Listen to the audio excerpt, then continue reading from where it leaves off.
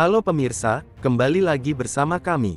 Kabar mengejutkan datang dari panggung politik nasional.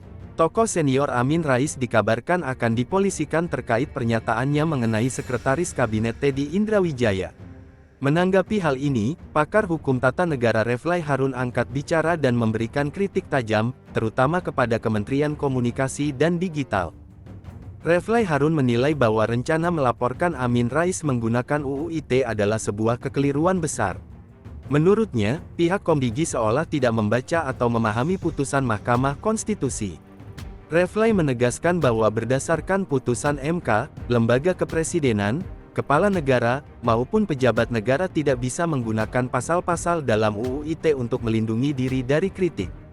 Ia berpendapat bahwa ketika seseorang menjadi pejabat publik, ruang pribadinya menyempit sementara ruang publiknya melebar, sehingga kritik terhadap jabatan mereka adalah hal yang wajar dalam demokrasi. Selain menyinggung soal Seskap Teddy, dalam forum tersebut Reflay Harun juga kembali mengangkat isu mengenai dugaan ijazah palsu yang selama ini menjadi kontroversi. Dengan gaya khasnya, ia bahkan membacakan sebuah pantun yang menyindir keaslian ijazah seorang tokoh yang ia sebut dengan nama samaran Mukidi. Reflay juga mengkritik penggunaan pasal dalam Undang-Undang ITE terbaru. Menurutnya, aturan tersebut mengatur tentang ujaran kebencian berbasis SARA dan disabilitas, sehingga tidak relevan jika digunakan untuk membungkam pertanyaan publik mengenai integritas seorang pejabat atau persoalan ijazah. Di akhir pernyataannya, Reflay Harun menekankan pentingnya integritas bagi seorang pemimpin.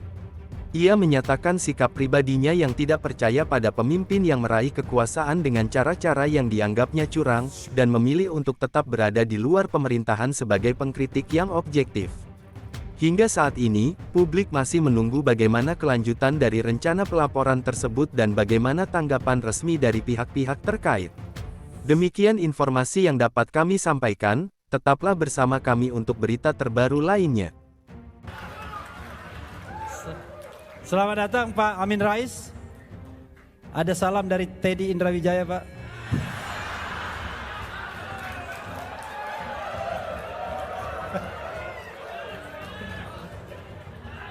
Tapi Komdigi itu tidak baca putusan MK ya.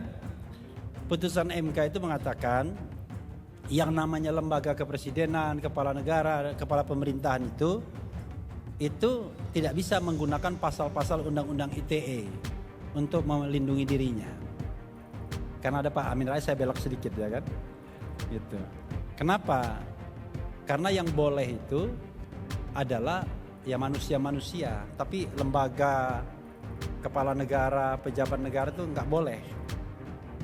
Jadi kalau misalnya kita mengkritik pejabat negara, pemerintahan negara nggak ada masalah sesungguhnya. Oh tapi itu masalah pribadi. Persoalannya adalah ketika kita menjadi pejabat publik, ruang pribadinya itu semakin sempit. Bu Husnul Maria ya, Profesor Husnul Maria yang pintarnya minta ampun, tetapi sayang Prabowo tidak pernah menengoknya.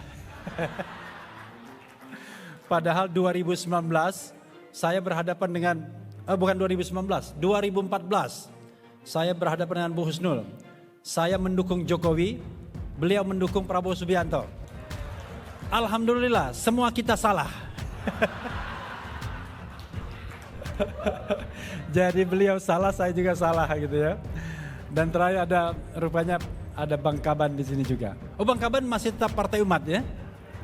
Tapi yang di Jakarta nggak pernah ngaku dia. Tidak mengaku Partai Umat, ngakunya kami dia katanya.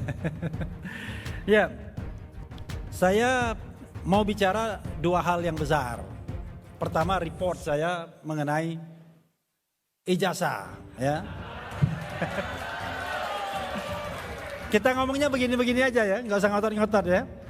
Nah, yang kedua, saya kira saya mau bicara tentang sistem pemerintahan dan penilaian kita terhadap Prabowo Subianto ya. Karena kita harus kasih limit juga. Kalau Bu Husnul kan tidak kasih limit ya. Kalau saya mengatakan sebenarnya dari awal, from the beginning, saya tidak percaya dengan pemimpin yang menggapai kekuasaan dengan cara curang. Karena itu saya declare, saya tidak akan masuk pemerintahan walaupun ditawari misalnya. Alhamdulillah tidak ditawari juga. Tetapi yang paling penting percaya diri kan. Saya tidak akan masuk. Tetapi saya tetap mendorong orang-orang baik untuk masuk pemerintahan. Alhamdulillah ya, teman kita Jumhur Hidayat masuk.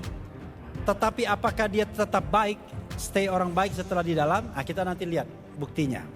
Karena kadang-kadang begitu di luar baiknya minta ampun, begitu di dalam ternyata bagian juga dari sebuah sistem yang korup. Nah, ini tantangan bagi kita ya.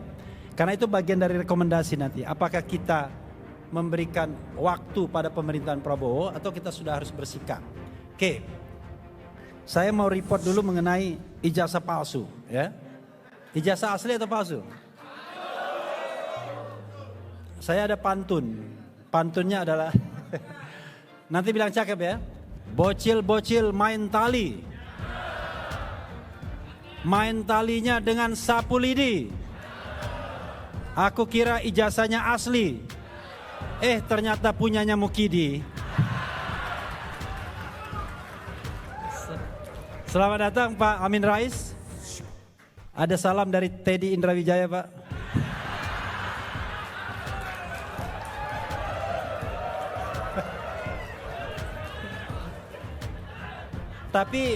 Tapi Komdigi itu tidak baca putusan MK ya.